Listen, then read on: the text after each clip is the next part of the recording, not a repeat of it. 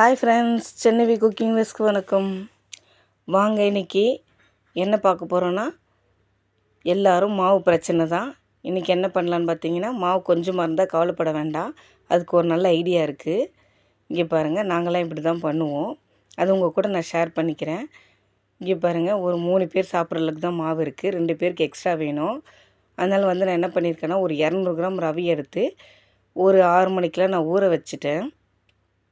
வேறுங்க நல்லா ஊறிடுது. இதை நம்ம மாவு கூட நல்லா கலக்கிடலாம்.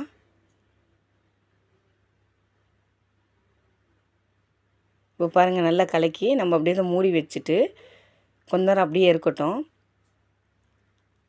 மாவு கூட அந்த ரவை செய்யும் போது இன்னும் கொஞ்சம் நல்லா கலக்கி வச்சுருந்தோம்னா நல்லா ஊறிடும்.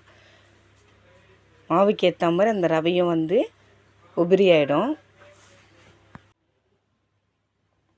பாருங்கள், நல்லா கலக்கியாச்சு. இப்போ இதுக்கு தேவையான பொருள் பார்த்திங்கன்னா, ஒரு 3-4 வெங்காயம் எடுத்து நான் கட் பண்ணி வச்சுருக்கேன் பொடிசாக.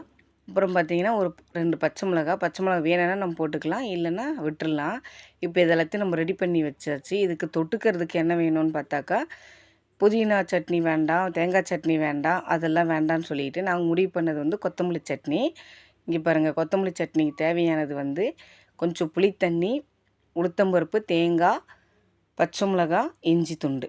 இப்போ கடாய் வச்சு நல்லா சூடு ஏறிடுச்சு. அதில் கொஞ்சமாக எண்ணெய் ஊற்றி நம்ம ஒவ்வொரு பொருளாக வதக்கிடுவோம்.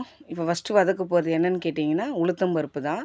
உளுந்தம்பருப்பு கொஞ்சமாக வதங்கின உடனே நம்ம என்ன பண்ணலான்னா, இஞ்சும் போட்டு கூடவே வதக்கிடலாம். அது மாதிரி ஒவ்வொன்றா கூட சேர்த்து நம்ம வதக்கி வச்சுருவோம். பாருங்கள், இப்போ இஞ்சியும் போட்டு வதக்கிடுவோம். அது கூடவே பார்த்திங்கன்னா, அதுக்கு அடுத்தது பார்த்திங்கன்னா பச்சை மிளகா போட்டு வதக்கிட்டு, அதுக்கு பிறகு கொத்தமல்லியும் போட்டு நம்ம வதக்கி எடுத்து தேங்காய் வச்சு நம்ம அப்படியே ஆற வச்சிடணும். ஆற வச்சுட்டு அந்த புளித்தண்ணி ஊற்றி தான் நம்ம அரைக்கணும். ஏன் புளித்தண்ணி ஊற்றி அரைக்கிறோன்னு கேட்டிங்கன்னா, அது நம்ம சிறுகசப்பாக இருக்கும் அந்த கொத்தமல்லி. அதுக்கு ஒரு டேஸ்ட்டு கொடுக்கும். அதுக்கு பிறகு பார்த்திங்கன்னா, அது கொஞ்சம் கெட்டு போகாமல் இருக்கிறதுக்கும் அந்த புளித்தண்ணி ஊற்றுறது நம்ம. பாருங்கள்,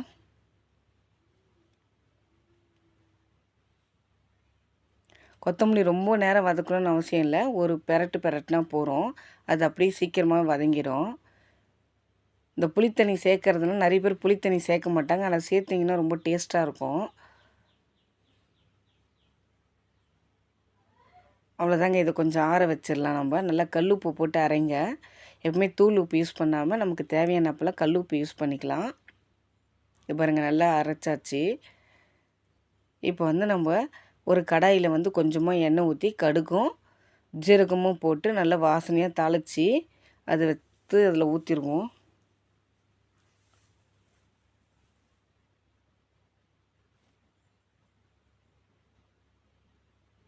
அதுதான் கறிவேப்பிலை போட்டாச்சு. அது நல்லா வெடித்து வாசனை வரும்போது எடுத்து ஊற்றும் போது அது ரொம்ப நல்லாயிருக்கும். இது வெறும் ரொம்ப சிம்பிளான சட்னி தாங்க. இந்த புதினா சட்னி, கொத்தமல்லி சட்னி, தேங்காய் சட்னி எல்லாமே ஒரே மாதிரி தான் மெத்தடில் அரைப்போம் நம்ம. பாருங்கள், தோசைக்கல் ரெடி ஆயிடுச்சு. இதில் நல்லா அழகாக மெலிசாக ஊற்றி அந்த ஆனியனத்தை தூவிட்டு, வேணுன்றவங்க இட்லி பொடி கூட நம்ம போட்டுக்கலாம், பொடி தோசை கூட பண்ணிக்கலாம்.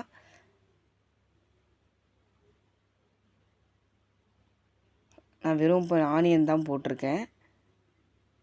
இப்போ இது ரெடியான பிறகு நம்ம அந்த சட்னி வச்சு சாப்பிடுவோம். ரொம்ப டேஸ்ட்டாகவே இருக்கும்.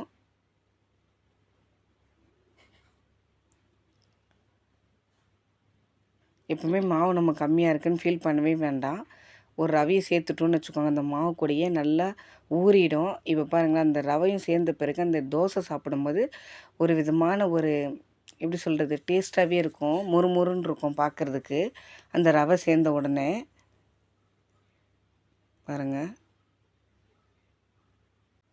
பிடிச்சிருந்தால் லைக் பண்ணுங்கள், ஷேர் பண்ணுங்கள், சப்ஸ்கிரைப் பண்ணுங்கள்.